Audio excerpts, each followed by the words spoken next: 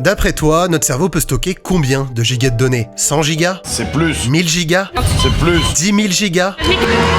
2 500 000 gigas. Ça fait plus de 150 000 clés USB de données stockées dans notre cerveau. Face à cette mémoire quasi infinie, une maladie détruit tout, Alzheimer. Et un artiste a réussi à mettre en musique l'indicible, cette douleur, cette destruction lente. Aujourd'hui, on parle de The Caretaker et de son projet Everywhere at the End of Time. C'est tout de suite dans Radar.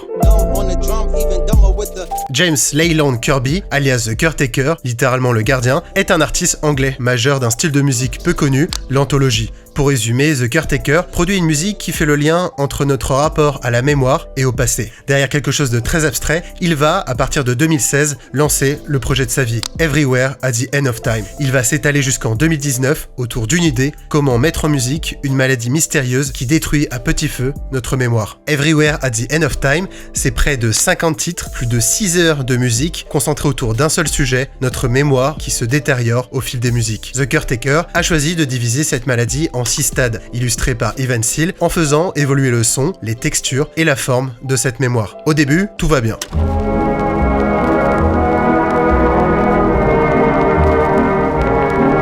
Mais on sent que quelque chose ne va pas, quelque chose est en train de s'installer pour tout détruire.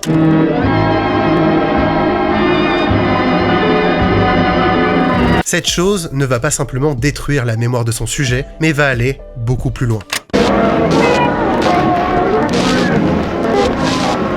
On voit la fin du projet arriver, et là vient un moment de grâce comme je n'ai jamais connu en musique expérimentale, représenter ce passage inconnu que nous vivrons tous un jour, la fin.